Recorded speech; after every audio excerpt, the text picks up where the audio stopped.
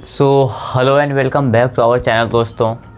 तो आज हम लोग पढ़ने वाले हैं आपका अल्बर्ट बंडूरा के बारे में। इससे पहले भी हम लोगों ने बहुत सारे मनोवैज्ञानिक के बारे में पढ़ लिया था। तो आज बारी है अल्बर्ट बंडूरा का। और मैं थोड़ा सा इंट्रो बता देता हूँ कि जो लोग पहली बार हमारे चैनल पे आए हैं, तो हम लोग फ़िलहाल जेटेट एंड सीटेट के लिए सीटीपी का क्लास कर रहे हैं, ठीक है। और आज बीते कुछ दिनों में हम लोगों ने क्लास नहीं लिया था।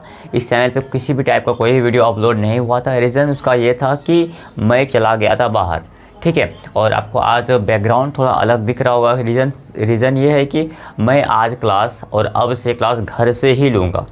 और इस चैनल पे बस पहले जैसे कि साइंस का अपलोड हो रहा था या ईवीएस का अपलोड हो रहा था, तो वैसा कुछ नहीं होगा। बस अब सीडीपी और मैथ्स का ही क्लास अपलोड होगा। रीज़न यही है कि वो सर जो हमारे साथ जुड़े हुए थे, उनका कहना है कि सर ये वर्क नहीं कर रहा, तो we will not continue. But ऐसा मेरे केस में नहीं है। काम करे नहीं करे, व्यूज़ आए नहीं आए, मैं पढ़ाता ही रहूँगा, ठीक है।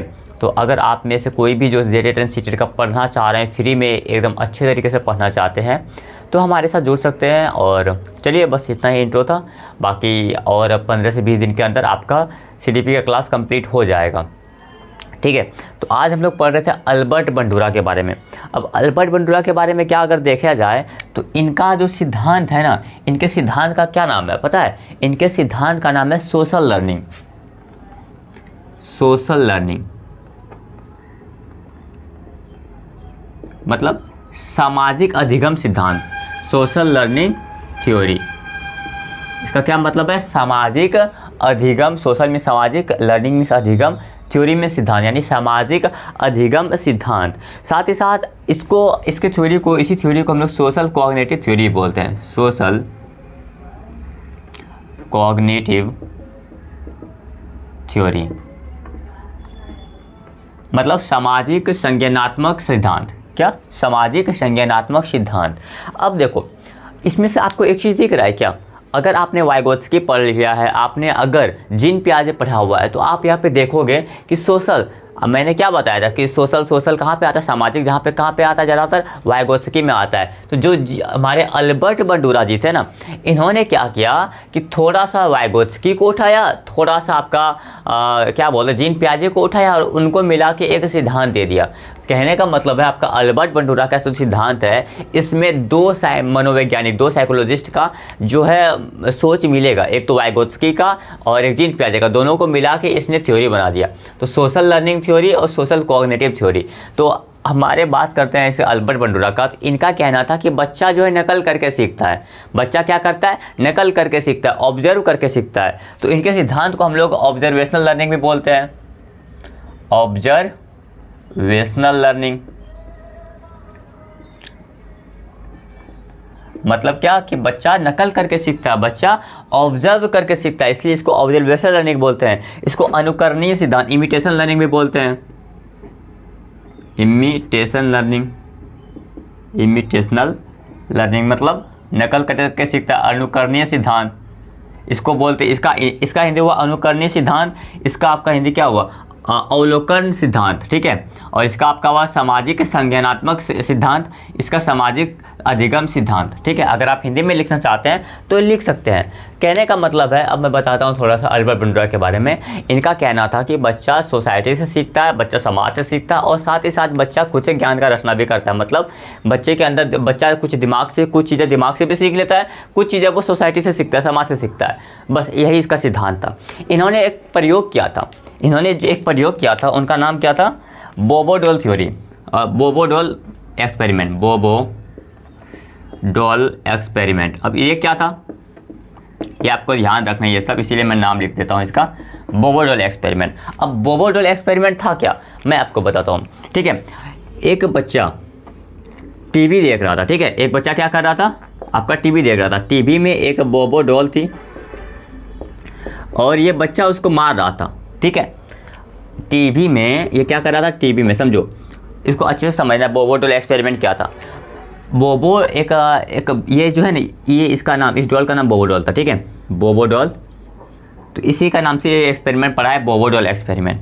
तो एक लड़का क्या कर रहा था टीवी देख रहा था, टीवी में एक बच्चा, एक लड़का टीवी देख रहा था, टीवी में एक बच्चा बोबो डॉल को मार रहा था इसे पूरा पूरा। ठीक है, समझो समझो, फिर से समझो। देखो, बोबो डॉल, एक टीवी में एक लड़का बोबो डॉल को मार रहा था और ये एक बच्चा देख रहा था। तो अब क्या हुआ, जब इसने टीवी देखा फिर इसके हाथ में भी बोबो डॉल आया ना, जब इसके पेरेंट इसको भी बोबो डॉल दिए तो ये भी उस बोबो डॉल को वैसे ही ऐसे ऐसे मार रहा था। कहने का मतलब है जैसा टीवी में इसने देखा था कि ये लड़का जैसा बोबो डॉल के साथ कर रहा था, वैसा ही ये इस लड़के ने किया जब ये बोबो डॉल को देखा, जब इसको बोबो डॉल मिला। ठीक है, दूसरा केस देखते हैं। फिर ये क्या हुआ, फिर ये लड़का अपना सोसाइटी में गया। ठीक है, वहाँ पे 2-3 लड़के बोबो डॉल के साथ खेल रहे थे। ठीक है, 2-3 लड़के, ये बोबो डॉल है आपका, 2-3 लड़के बोबो डॉल के साथ खेल रहे थे और ये भी बोबो डॉल को मार ही रहा था। मतलब अब ये क्या कर रहा है, ये लाइव देख रहा है सोसाइटी में जाके। समझो क्या हुआ कि ये जो लड़का है, ये लड़का आपका सोसाइटी में अपने समाज के आसपास गया, अपने पास पड़ोस में गया, वहाँ कुछ लड़के बोबो डॉल के साथ खेल रहे थे और वो भी बोबो डॉल को मार ही रहा था। तो जब इस लड़के को बोबो डॉल मिला ना, तो इसने भी उस बोबो डॉल को वैसे ही मारा जैसे ये सब मार रहा था। ठीक है, ये हो गया। अब सेम केस अगला चलते हैं। यहाँ पे फिर वो लड़का टीवी देख रहा है, ये आपका बोबो डॉल है, और लेकिन इस बार क्या है, कार्टून फॉर्म में देख रहा है। वो क्या है, कार्टून फॉर्म में। ठीक है, यहाँ देखो, यहाँ टीवी रियल में था, इसमें रियल पर्सन था। यहाँ पे इसने सोसाइटी में समाज में जाकर देखा और यहाँ पे ये कार्टून के फॉर्म में ये लड़का टीवी देख रहा है। ठीक है, और ये कार्टून में भी बोबो डॉल को ऐसे ही मारा जा रहा है, ऐसे करके मारा जा रहा है। तो यहाँ मतलब कार्टून में भी बोबो डॉल को वो कार्टून कैरेक्टर ऐसे ऐसे मार रहा है। तो जब इसको बोबो डॉल मिला ना, तो ये भी उस बोबो डॉल को वैसे ही मार रहा था। तो समझ में आया, कुछ इस पर एक्सपेरिमेंट कुछ बड़ा नहीं था। तो इससे ये निष्कर्ष निकाला कि बच्चा जो है ना, अपने मॉडल को देख के सीखता है, बच्चा ऑब्जर्व करके सीखता है, बच्चा नकल करता है। एग्जाम्पल के लिए, अगर एक बच्चा या एक बच्ची अपनी मम्मी को साड़ी पहनते देखता है या देखती है, तो वो बच्ची क्या करती है, खुद भी साड़ी पहनने का ट्राई करती है। अगर बच्चा देखता है अपने पापा को कार चलाते हुए देखता है, तो वो जो बच्चा है वो खुद भी कार चलाना, मतलब कार चलाते ऐसे ऐसे करते रहता है। कहने का मतलब है बच्चा नकल करता है। बस इस एक्सपेरिमेंट से यही साबित हुआ था कि बोबो डॉल एक्सपेरिमेंट से क्या, कि बच्चा क्या करता है, नकल करता है। ठीक है, कोई बड़ी बात नहीं है, इसमें समझ गए। यहाँ पे आप लिख सकते हो, क्या एक लिखो पॉइंट, मैं लिखा ही देता हूँ। यहाँ से आपको लिखना है कि बच्चे नकल करके सीखते हैं, बच्चे नकल करके सीखते हैं।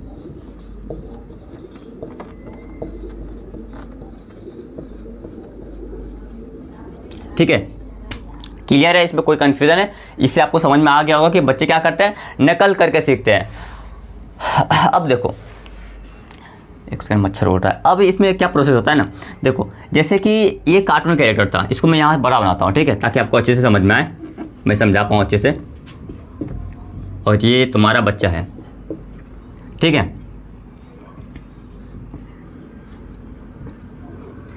अब ये अपना है राहुल। तो इस लड़के ने इसके साथ जैसा जैसा मारपीट किया, ये देख रहा है। तो राहुल के लिए मान लो इसको नाम दे देता है राहुल, आप समझ जाओगे आराम से। ठीक है, ये राहुल है, ये रोहित है। तो राहुल रोहित को देख रहा है, समझो, राहुल रोहित को देख रहा है कि रोहित उस बोबो डॉल के साथ कैसे कैसे खेल रहा है। ठीक है, राहुल रोहित को देख रहा है क्या, कि रोहित कैसे कैसे उस बोबो डॉल के साथ खेल रहा है। तो इस केस में फिर क्या करेगा, राहुल भी वैसे वैसे ही खेलेगा। तो कहीं ना कहीं राहुल क्या कर रहा है, रोहित का नकल कर रहा है। राहुल क्या कर रहा है, रोहित का नकल कर रहा है। तो यहाँ पे राहुल क्या बना, मॉडल। राहुल हो गया मॉडल, इसको बोलते हैं मॉडली। ठीक है, और ये जो पूरा प्रोसेस है मॉडल और मॉडली के बीच में जो प्रोसेस होता है कि ये मॉडल को देख के नकल करना, मॉडल किसको बोलते हैं, जिसको देख रहा है, जो उसको देख के नकल कर रहा है वो मॉडली। और ये जो प्रोसेस होता है कि अपने मॉडल को देख के वैसा ही करना, इसको बोलते हैं मॉडलिंग। समझ गए मॉडलिंग क्या होता है? मॉडलिंग क्या होता है, फॉर एग्जांपल, जैसे मैं सलमान खान का फ़ैन हूँ, तो सलमान खान जैसे चलता है वैसे मैं भी ट्राई करता हूँ चलने का। तो कहने का मतलब है सलमान खान मेरे लिए मॉडल हो गए, मैं मॉडली हो गया। और ये जो प्रोसेस होता है कि सलमान खान जो कर रहे हैं वो मैं भी करूं, इसको मॉडलिंग बोलते हैं। क्लियर है? बहुत अच्छे से क्लियर है। मॉडल किसको बोलते हैं, मॉडलिंग किसको बोलते हैं, और आपका मॉडलिंग किसको बोलते हैं। क्लियर? तो देखो, नकल करके दोहराने की जो प्रक्रिया होती है, नकल करके दोहराने की जो प्रक्रिया होती है उसी को मॉडलिंग बोलते हैं। आप चाहो तो लिख सकते हो, मैं यहाँ लिख देता हूँ, नकल करके दोहराने की प्रक्रिया को मॉडलिंग कहा जाता है।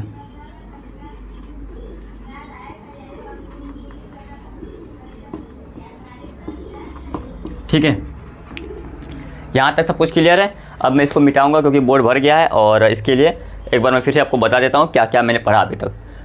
अल्बर्ट बंडूरा जी जो थे, इन्होंने दिया था सोशल लर्निंग थ्योरी। क्यों? इसका मानना था कि बच्चे समाज से सीखते हैं, बच्चे इमिटेट करके सीखते हैं, बच्चे नकल करके सीखते हैं, बच्चे समाज में जो चीज़ हो रहा होता है वो देख के सीखते हैं। तो ये हुआ सोशल लर्निंग थ्योरी। देन फिर सोशल कॉग्निटिव थ्योरी, बच्चे कुछ समाज से सीखते हैं, कुछ वो खुद से अपने ज्ञान का रचना करते हैं। अभी इसके बारे में बताऊँगा थोड़ा सा आगे, वो मैंने पढ़ाया नहीं है। ठीक है, अब देखो, ऑब्जर्वेशनल लर्निंग मतलब बच्चा ऑब्जर्व करके सीखता है। इसी केस में अगर देखा जाए तो ये लड़का जो कर रहा था, ये ऑब्जर्व कर रहा था कि ये लड़का कैसे कैसे कर रहा है, फिर उसने वैसा ही किया, तो ये हुआ ऑब्जर्वेशनल लर्निंग। इमिटेशन लर्निंग मतलब बच्चा नकल कर रहा है, इसने जैसा जैसा किया वो इमिटेट कर रहा है, मतलब वो नकल कर रहा है, तो बच्चा इसको इमिटेशन लर्निंग भी बोलते हैं। इसने imitation learning theory, observational learning theory, social cognitive theory या सोशल लर्निंग थ्योरी भी दिया। ठीक है, अब देखो यहाँ पे बोबोडोल एक्सपेरिमेंट में क्या हुआ था कि एक लड़का बोबोडोल के साथ खेल रहा था, वही देख रहा था दूसरा लड़का, तो वो पहला लड़का जैसे बोबोडोल के साथ खेल रहा था, बोबोडोल को ऐसे मार रहा था, मरोड़ रहा था, तो दूसरे लड़के को जब बोबोडोल मिला तो वो भी बोबोडोल के साथ वैसा ही उसको मरोड़ रहा था, उसको ऐसे ऐसे पूरा हिल डोल कर रहा था, पूरा मारपीट कर रहा था उस बोबोडोल के साथ। कहने का मतलब उसका मॉडल जैसा बोबोडोल के साथ बिहेव कर रहा था, उसका मॉडल जैसा बोबोडोल के साथ बिहेव कर रहा था, वो देख रहा था ये लड़का मॉडली, ये भी वैसा ही उस बोबोडोल के साथ बिहेव कर रहा था। ठीक है, अगर वो बोबोडोल के साथ ऐसे उसको बोबोडोल के साथ ऐसे निचोड़ दे रहा था, तो ये अगर ये मॉडल, उसका मॉडल मतलब इसका अगर बात किया जाए, रोहित बोबोडोल को ऐसे निचोड़ रहा है, तो जब राहुल को ये बोबोडोल मिला तो ये भी बोबोडोल को, राहुल को भी क्या करेगा, राहुल भी बोबोडोल को क्या करेगा, ऐसे निचोड़ेगा ही। तो कहने का मतलब, और ये पूरा प्रोसेस क्या करता है, ये पूरा प्रोसेस आपका मॉडलिंग कहलाता है। इसमें आपका याद रख सकते हो कि बच्चा नकल करके सीखता है, और नकल करके जो दोहराने की प्रक्रिया होती है वो मॉडलिंग कहा जाता है। ठीक है, कुछ नया नहीं था, आपको सब क्लियर हो गया होगा। अब मैं मिटाता हूँ, फिर मैं अगला फिर पढ़ाता हूँ। ठीक है,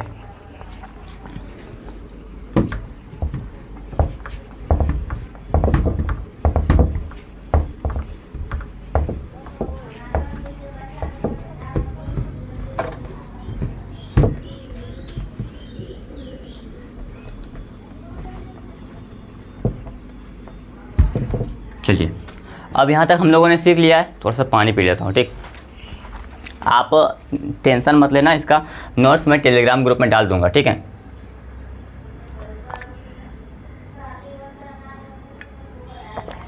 और एक चीज़, अगर आप सबने फॉर्म नहीं भरा है, ठीक है, और जेटेट का फॉर्म नहीं भरा है, साथ ही सीटेट का फॉर्म भी अप्लाई प्रोसेस स्टार्ट हो गया है, वही मैं बता दूंगा क्या क्या डॉक्यूमेंट लगेगा, वो तो मैंने टेलीग्राम पे पहले ही बता दिया था, बट फिर भी एक वीडियो ला के मैं बता दूंगा। और कहने का मतलब है, जिन्होंने भी जेटेट का फॉर्म नहीं भरा है तो एडिट का ऑप्शन है उसमें, ठीक है, बट वो कभी कभी आता है फिर चला जाता है, तो जिनका भी गलती है वो बार बार लॉगिन कीजिए, उसमें जहाँ भी आपका कभी ना कभी आपको दिखेगा वो एडिट का ऑप्शन। मैंने खुद ने ये देखा था कि कल परसों रात में एडिट का ऑप्शन था, फिर एडिट का ऑप्शन ख़त्म कर दिया, तो कहीं ना कहीं एडिट का ऑप्शन है, और कभी कभी वो दिखता है। जब वो दिखे तो आपके पास जो भी गलती हुआ था उसको सही कर सकते हो, तो बार बार लॉगिन करके देखते रहिएगा। ठीक है, चलिए अब पढ़ते हैं रेसिप्रोकल डिटर्मिनिज्म।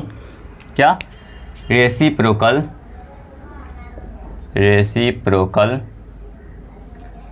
डिटर्मिनिज्म,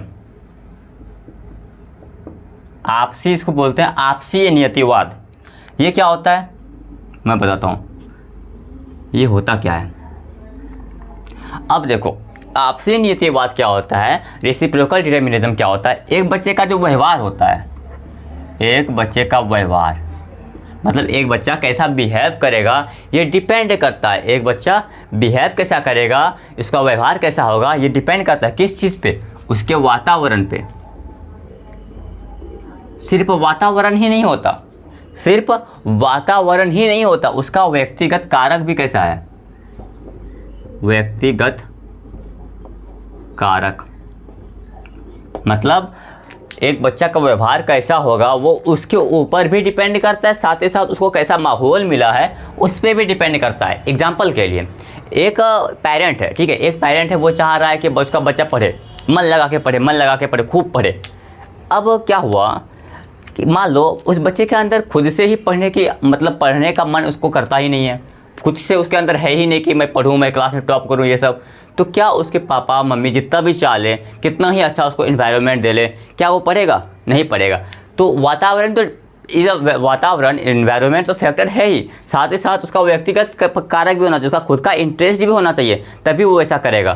फिर दूसरा एग्जाम्पल, उसके एक मान लो एक बच्चा, उसके अंदर बहुत ज़्यादा गुस्सा है, एक बच्चे के अंदर बहुत ज़्यादा गुस्सा है, उसको एक ऐसा एक बच्चा उसके अंदर बहुत सारा गुस्सा है, लेकिन उसका जो वातावरण है चलो उसको उठा के कहीं एकदम सभी लोगों के बीच में बैठा दिए, तो क्या वो एक पूरा सभी बन जाएगा? नहीं। कहने का सीधा सीधा मतलब है वातावरण का समझते हैं, जैसा उसको माहौल मिलेगा वैसा वो एक्ट करेगा, ये तो सही है, बट कहीं ना कहीं उसका पर्सनल फैक्टर भी मैटर करता है, उसका सेल्फ इंटरेस्ट भी मैटर करता है। पढ़ाई का ही अगर एग्जांपल ले लें तो उसको बहुत सारा पूरा एकदम टॉपर्स के बीच में रख दिया जाए, ठीक है, एक बच्चे को टॉपर्स के बीच में रख दिया जाए, तो क्या वो टॉपर बन जाएगा? चांसेस है। इस चीज़ को मैं मना नहीं करता कि उसका वो भी टॉपर बन सकता है, बट कहीं ना कहीं उसका पर्सनल इंटरेस्ट भी होना चाहिए उस चीज़ में।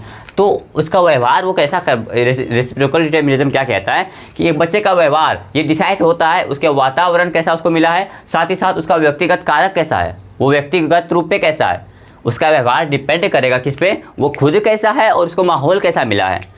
एक व्यक्ति का व्यवहार कैसा होगा ये डिपेंड करता है, ये निर्भर करता है कि वो खुद कैसा है, साथ ही साथ उसको कैसा व्यवहार मिला हुआ है। ठीक है, क्लियर है? विकेरियस रेसिप्रोकल डिटरमिनिज्म क्लियर है? कोई बड़ी बात नहीं था। उस बच्चे का व्यवहार, एक व्यक्ति का व्यवहार कैसा होगा वो उसके ऊपर डिपेंड करता है, और साथ ही साथ उसको कैसा वातावरण मिला है उस पर डिपेंड करता है। कोई भी बड़ी बात नहीं है, आपको समझ में आ गया होगा। चलिए अब बात करते हैं विकेरियस रीइंफोर्समेंट का, प्रतिवर्ती पुनर्बलन का। अच्छा, मैंने रेसिप्रोकल डिटरमिनिज्म का हिंदी बताया था, आपसी नीतिवाद इसको बोलते हैं। आप लिख ही लो, मैं लिख ही देता हूँ। ये क्या है? आपसी, हिंदी वालों के लिए, नियतिवाद, आपसी नियतिवाद। ठीक है, अब चलिए बात करते हैं हम लोग विकेरियस रीइंफोर्समेंट के बारे में। किसके बारे में? Vicarious reinforcement. इसका हिंदी क्या होता है? इसका हिंदी होता है प्रतिवर्ती पुनर्बलन, प्रतिवर्ती पुनः बलन। अब ये क्या होता है इसको देखते हैं। विकेरियस रीइंफोर्समेंट क्या होता है इसको हम लोग समझते हैं। इसमें क्या होता है ना, विकेरियस रीइंफोर्समेंट में ज़रूरी नहीं है कि हर चीज़ हम लोग खुद से करें, कुछ चीज़ हम लोग दूसरों से भी सीख लेते हैं। होता है ना, आप लोग बहुत फेमस कोट भी होगा कि दूसरों की गलती से भी सीखते हैं, तो वही है विकेरियस रीइंफोर्समेंट। अगर कोई लड़का कुछ काम किया, जैसे कि मान लो कोई लड़का चल रहा था, या आप लोग चीज़ चलते हैं, तो जब हम लोग देखते हैं कि एक लड़का चल रहा था तो वो आगे जाके गिर गया, जिस जगह पे भी कीचड़ वगैरह था तो वहाँ पे जाके गिर गया, तो कहीं ना कहीं हम जब चलते हैं तो उस जगह थोड़ा संभल के चलते हैं, उस जगह थोड़ा एक्स्ट्रा केयर होकर चलते हैं, एक्स्ट्रा सावधान होते हैं कि मैं भी ना गिर जाऊँ। कहने का सीधा सीधा मतलब है कि हम लोग दूसरों से भी सीखते हैं। अगर उसका रिजल्ट, दूसरा कोई काम किया, मान लो कोई भी काम, कोई जैसे मान लो एग्जांपल के लिए कोई लड़का क्या कर रहा था, कोई लड़का इस चाकू ऐसे हाथ यहाँ चाकू ऐसे रख रहा था, ठीक है, ऐसे कर रहा था, मतलब शो ऑफ कर रहा था ऐसे करके। अगर उसका हाथ कट जाता है गलती से, तो क्या आप उस काम को करोगे? नहीं करोगे। कहने का मतलब है आपने देखा कि इस लड़के ने, एक्स कोई लड़का, इसने ये काम किया और इसके साथ अगर बुरा हुआ तो आप वो काम नहीं करोगे जो एक्स ने किया था। हाँ, अगर एक्स ने कोई काम किया और उसका रिजल्ट उसको अच्छा मिला तो आप भी वो काम करोगे। तो सीधा सीधा कहने का मतलब है विकेरियस रीइंफोर्समेंट में क्या मतलब होता है कि हम लोग दूसरों के अनुभव से सीखते हैं। इसका कुछ खास मतलब नहीं है, बस यही मतलब है कि दूसरों के अनुभव से सीखते हैं, दूसरों के अनुभव से सीखते हैं। ठीक है,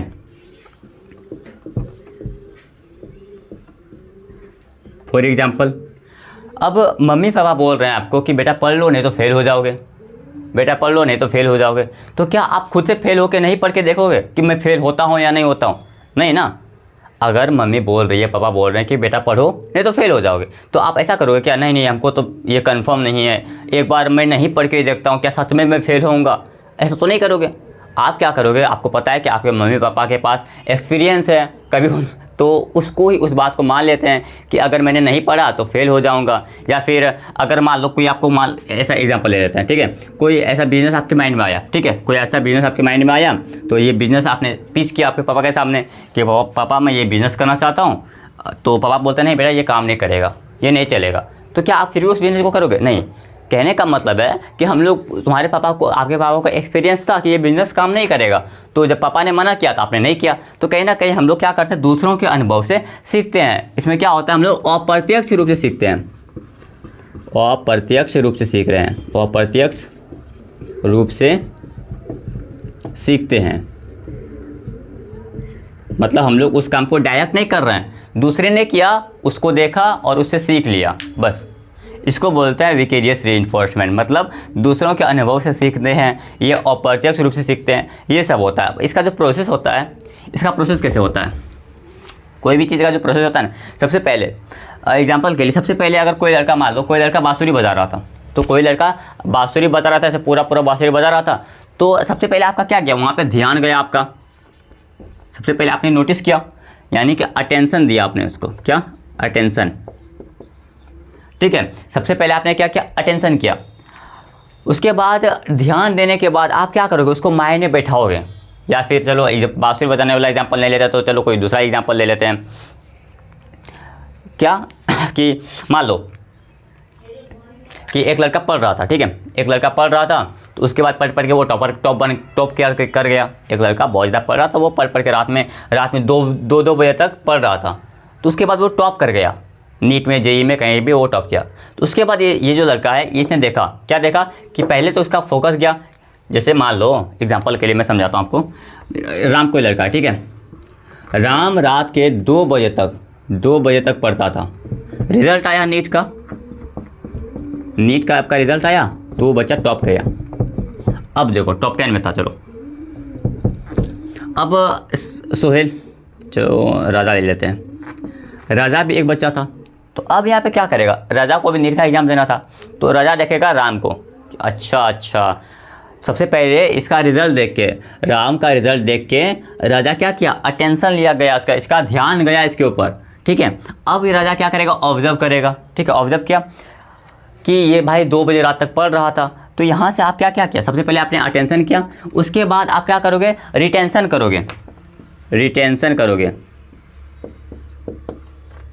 रिटेंशन मीन्स क्या, आपने उस नॉलेज को दिमाग में बैठाया, अपने नॉलेज को, उसको देख के, राम को देख के, वो जो भी करता था उसको देख के पहले आपने उसको देखा। सबसे पहले क्या, आपका राजा ने राम को देखा कि वो क्या क्या कर रहा था, उसके बाद देखने के बाद वो अपने दिमाग में बैठा लिया, अच्छा ये कुछ प्रोसेस है टॉप बनने का क्या क्या प्रोसेस है, ऐसा कुछ प्रोसेस है। या फिर अगर बांसुरी बजाने वाला एग्जांपल देखें, तो लड़का बांसुरी बजा रहा था, तो आप उसको देख रहे थे, सबसे पहले आपने उसको सुना, ठीक है, आप उसको भी देखे कि कैसे कैसे वो उंगली हिला रहा है, कैसे कैसे फूंक मार रहा है, ये आपने देखा। या फिर अगर ढोल बजाने का एग्जांपल ले लेता तो वो कैसे कैसे ढोल बजा रहा था, ये आपने प्रोसेस को पहले देखा, उस प्रोसेस को पहले आपने देखा, फिर अपने दिमाग में उस प्रोसेस को बैठाया, तो वो होता है आपका रिटेंशन, उसको अवधान बोलते हैं हिंदी में,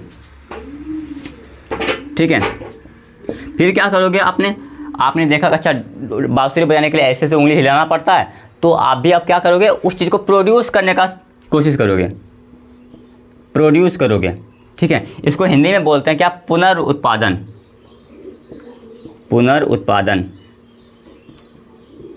ठीक है। अब क्या करोगे, आप उस चीज़ को प्रोड्यूस करोगे। अगर रिज़ल्ट अच्छा मिलता है तो आप मोटिवेट होगे, मोटिवेशन, ठीक है। अगर रिजल्ट ख़राब मिलता था, अगर रिजल्ट अच्छा मिला तो आपको मोटिवेशन मिलेगा, नहीं तो आप डिमोटिवेट हो जाओगे, फिर नहीं करोगे उस चीज़ को। तो ये होता है अभिप्रेरणा। क्लियर है पूरा प्रोसेस? क्या किसी भी चीज़ को करने का कोई पूरा प्रोसेस क्या होता है, सबसे पहले आप वो इसको देखते हो कि वो कैसे हो रहा है, उसके बाद उस नॉलेज को आपने दिमाग में बैठाया, उसको रिटेंशन बोलते हैं। फिर कोशिश करते हो उस चीज़ को रिपीट करने का, मतलब प्रोड्यूस करने का, उस दिमाग में जो भी नॉलेज था आपको उसको लाने का कोशिश करते हो कि ऐसे ऐसे कुछ हुआ था, ठीक है। उसके बाद अगर रिजल्ट अच्छा मिला तो मोटिवेट हो गए, अगर मोटिवेट हुआ तो फिर से यही प्रोसेस चलेगा, अगर मोटिवेट हुआ तो बोले छोड़ भाई कौन करेगा अब ये सब काम। तो ये सब कुछ प्रोसेस होता है, ठीक है। इसको बोलते हैं नकल करने की प्रक्रिया। ये क्या है आपका? नकल करने की प्रक्रिया है। आप यहाँ पे लिख सकते हो ये जो है ये पूरा प्रोसेस क्या है, यहाँ से ये चारों स्टेप क्या है, ये है आपका नकल करने की प्रक्रिया। नकल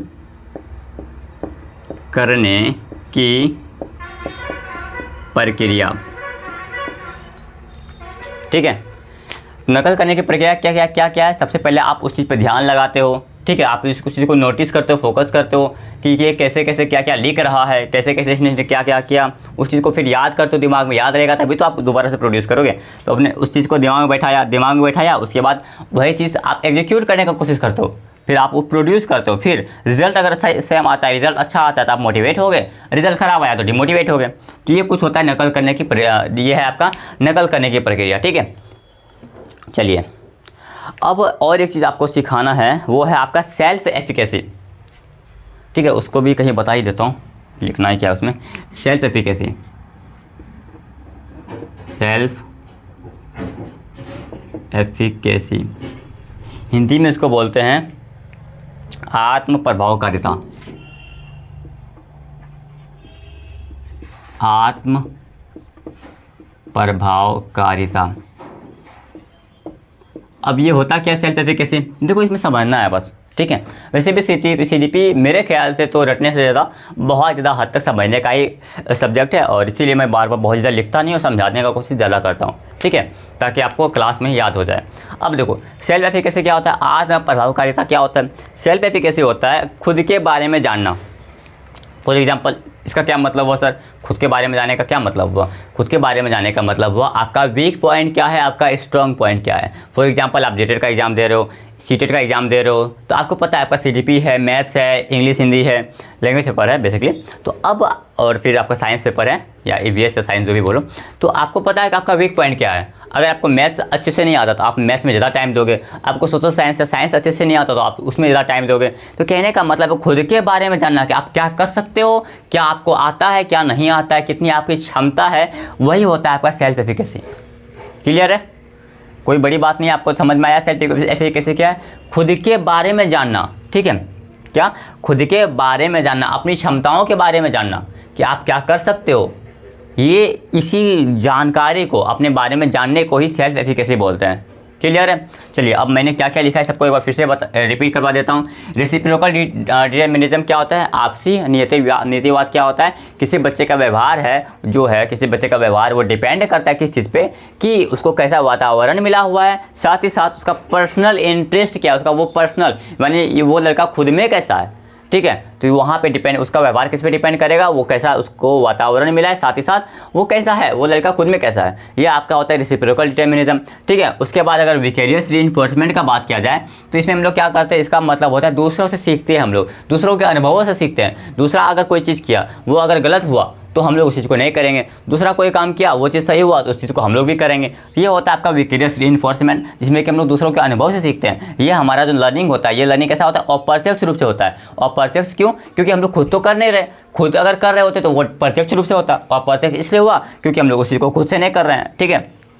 अब देखो नकल करने का जो प्रोसेस क्या क्या है। सबसे पहले हम लोग उस चीज़ को देखते हैं, उसके बाद दिमाग में बैठाते हैं, उसके बाद उस चीज़ को करते हैं। अगर वो चीज़ अच्छा हुआ तो मोटिवेट होंगे, ख़राब हुआ तो डिमोटिवेट होंगे। तो ये आपका नकल करने की प्रक्रिया है। साथ ही साथ सेल्फ एफिकेसी क्या होता है? सेल्फ एफिकेसी होता है खुद के बारे में जानना, अपनी क्षमताओं के बारे में जानना, अपना वीक पॉइंट, अपना स्ट्रॉन्ग पॉइंट के बारे में जानना, सेल्फ एफिकेसी होता है, ठीक है।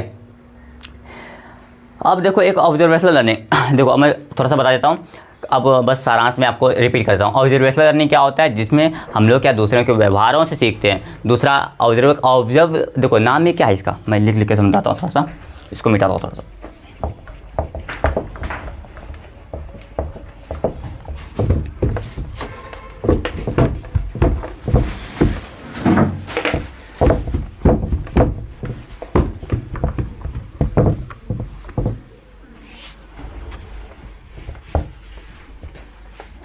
देखो अब ऑब्जर्वेशनल लर्निंग का क्या मतलब हुआ, अवलोकन करके सीखने का क्या मतलब हुआ। हम लोग क्या करते हैं, दूसरों को ऑब्जर्व करते हैं, क्या करते हैं, लोगों और दूसरों के व्यवहार को, उनके परिणामों को देखते हैं और उससे सीखते हैं, ठीक है।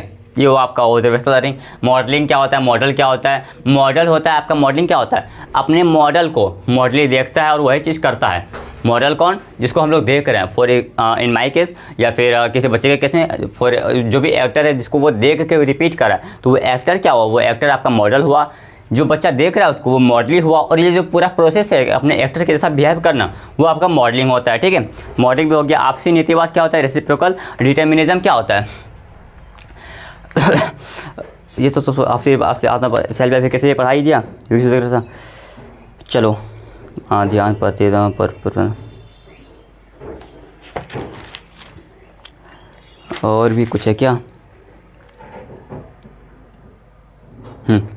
तो बस इतना ही था आपका अल्बर्ट बंडोरा के बारे में। ठीक है, यहाँ पे आपका अल्बर्ट बंडोरा कंप्लीट होता है। फिर हम लोग अब जो पढ़ेंगे ना, अब हम लोग पढ़ेंगे जेरोम ब्रूनर के बारे में। उसके बाद नोम चॉम्स्की। नोम चॉम्स्की को थोड़ा सा इंपॉर्टेंट होता है जो क्योंकि वहाँ से लैंग्वेज में जब आप पढ़ोगे ना, आप हिंदी पढ़ो, इंग्लिश पढ़ो, उर्दू पढ़ो, संस्कृत पढ़ो, जो भी पढ़ो, तो लैंग्वेज के बारे में नोम चॉम्स्की मतलब थोड़े से अच्छे जाने वाले व्यक्ति है और वहाँ से बहुत ज़्यादा क्वेश्चन भी आता है। तो नोम चॉम्स्की को हम लोग टाइम देंगे, उससे पढ़ेंगे।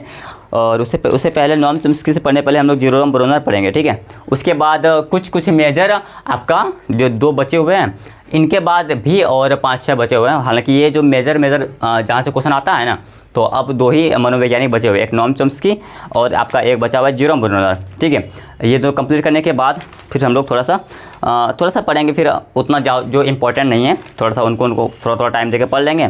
उसके बाद हम लोगों का लर्निंग स्टार्ट हो जाएगा, मतलब 1 यूनिट कंप्लीट हो जाएगा। ठीक है, बस इतना ही था आपके आज का क्लास में।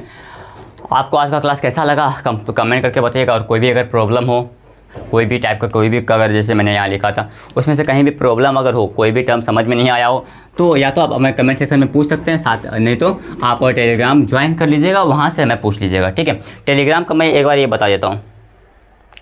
ठीक है, आपको लिखना क्या है, टेलीग्राम अगर ज्वाइन करना चाहते हैं तो आपको लिखना है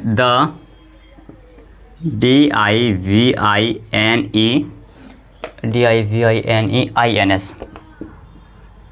क्या लिखना, ये आपका TH सबको सटा के लिखना है, द डिवाइन।